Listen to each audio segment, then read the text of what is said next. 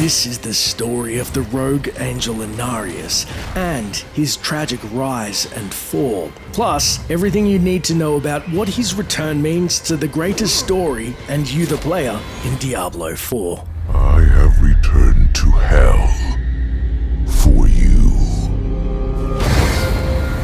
Before we begin the video, I just want to share I've created my very first Diablo 4 poster art featuring Inarius and Lilith on sale at Teespring, linked below. And to celebrate, for a limited time, you can use the code SANCTUARY to receive 10% off your order.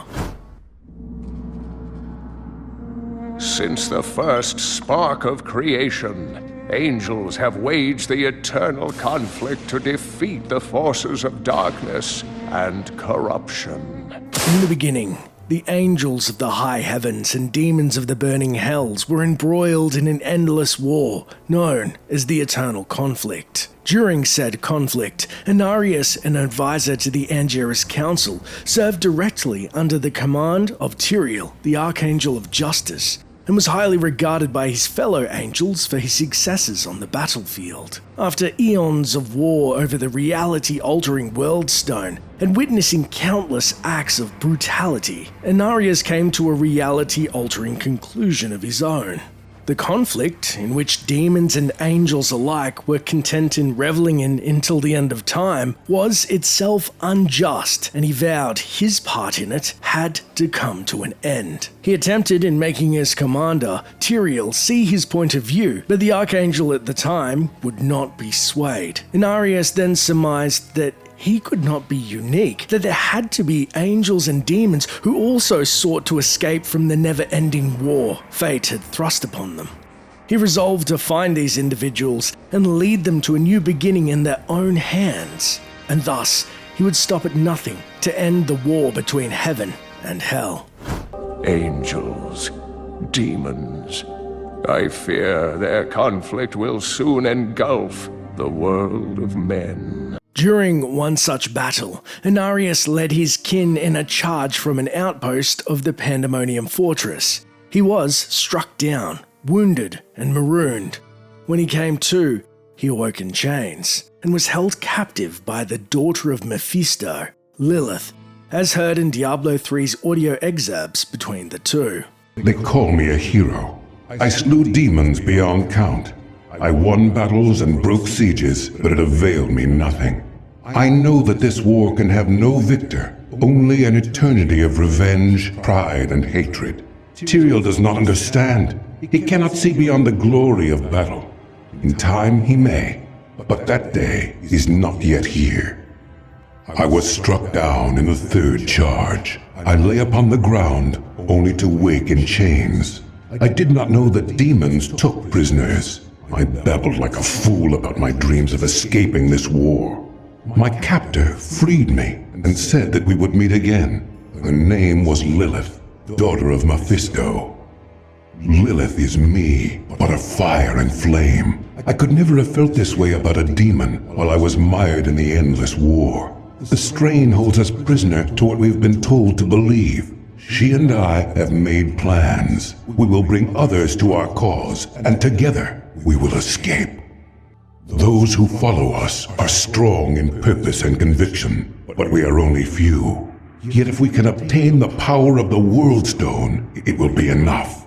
We will scale the wind-sheer slope, steal into the heart of the fortress, and be gone before anyone notices the stone's disappearance. Can I truly love a demon? When I gave the World Stone to Lilith, I knew I'd been right to seek her all along. We have created a new world. We can live here in peace, away from war. I have named this world Sanctuary. When I see Lilith sleeping at my side, I'm filled with dark thoughts. My sins are real, and I will surely pay for them. We live in peace for now, but it cannot last. They will come for me. But what of my great deeds? When I'm in torment, who will celebrate those? Who will remember Inarius? Eventually, Lilith and Inarius would mate and create offspring. They were the first angel and demon to do so, but not the last, and soon an entire race had taken form, the earliest version of humanity known as the nephalem. Inarius became watchful as the first generation of nephalem grew.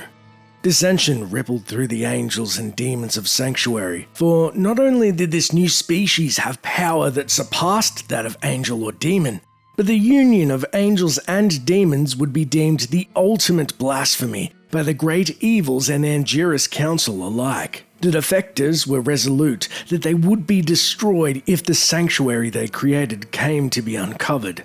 Some argued for the destruction of the nephalem. Others believed they could be spared. At some point, Inarius did consider taking the route of genocide, but troubled by the discordance, Inarius called for a period of reflection, to consider the dire matter in solitude. Lilith, however, had no qualms about which side she would take up, and was driven into a mad frenzy by the threat of her children's extinction. She then began slaughtering her fellow renegades, both angel and demon alike, leaving Inarius to discover the carnage she had wrought. Bringing his former lover to heel, Inarius found himself unable to kill her. He had promised that he would never strike her down or let another do it, and the promise still held true, and instead he opted to banish her into the void. Unfortunately, the new sanctuary was indeed discovered due to the summoning of demons from the burning hells into the world, as humanity had made the prime evils aware of Sanctuary's existence. As part of a scheme to bring humanity to their side in the Great Conflict, the three prime evils founded the Triune, a new religion that would convert humans to their cause. When Inarius became aware of the Triune, he recognized the prime evil's deception immediately, and became fearful, not only for his own safety, but also that of his adopted children, should heaven become aware of their existence as well.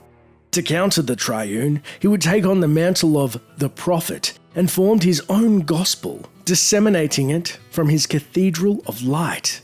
With this act, the secret war for mankind's soul had become a surreptitious new conflict and struggle that would come to be known as the Sin War. The status quo of skirmishes between the two emerging religions was maintained for an extended period of time, and Inarius' power for a time was cemented, as he had been using the World Stone to enhance his own powers and diminish that of his children, the Nephalem, to keep them in check lest his position of power was ever called into question. However, with this power, Inarius' vanity and pride ran wild, and more so, a new fear of being dethroned by his upstart children and losing his sanctuary began to take a toll on his sanity. Events then began to spiral out of control with the surprise return of Lilith, who escaped the void, now a demoness hell-bent on revenge and seeking her own army of followers.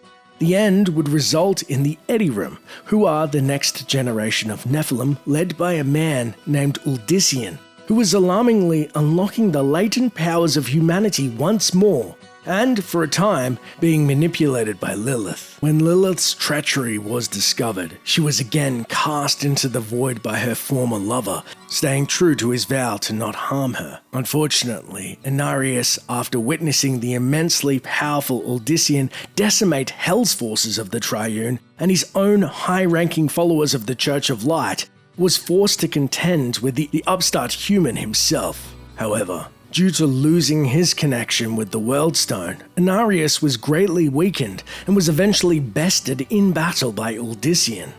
Without his bond to the World Stone, Inarius was drastically weaker, and Uldisian easily defeated and captured him in a prison. Afterwards, Uldisian had sent both angels and demons from Sanctuary, and the Angiris Council convened to decide the fate of these new Nephalem as well as Inarius.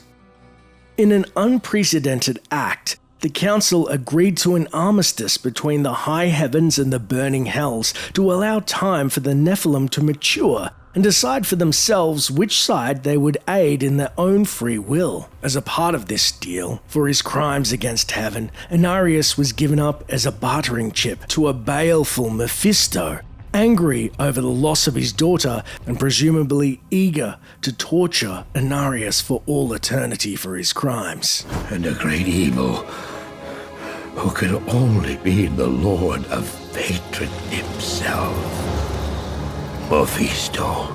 Mephisto, took Inarius to the burning hells. He bound the angel with tremendous chains and slowly tore the wings from his back. Great barbed hooks were then used to stretch out his once glowing skin, and his features were distorted by vile powers. Now, Inarius is said to be trapped in hell within a chamber of mirrors. His eyelids torn from his face as he's forced to gaze upon his misshapen form for all eternity. And thanks to his jailer, Inarius had been denied even the freedom of death. The righteous shall fall before the wicked, and all creation shall tremble before the burning standards of hell. Agony, suffering surrounded me until my turn comes. They burn my eyes, break my bones. I awaken in terror. There's no one left to stand against them. This brings us to the events of Diablo 4, decades after Malthael's defeat, with most of the citizens of Sanctuary decimated. Once again, demons roam the land with impunity, and its people huddle in darkness, struggling to survive. It's during this opportune chaos, Lilith is summoned back into the mortal realm by a mysterious figure. Her return spawns a new wave of cultists and worshippers alike. Fatefully, with hell empty of the prime evils, including Mephisto, thanks to their souls being presumably stranded in the abyss after the Black Soulstone was destroyed during the events of Reaper of Souls.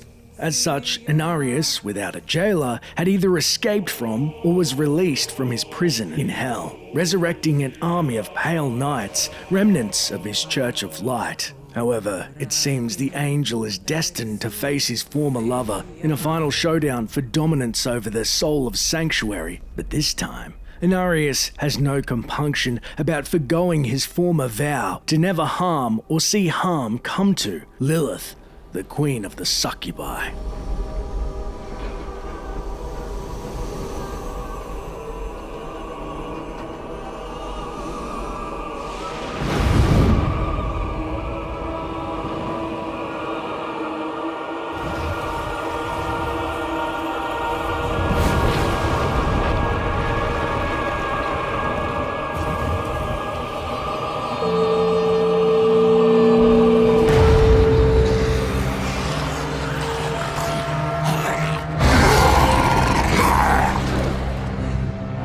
May we fight true in his holy name.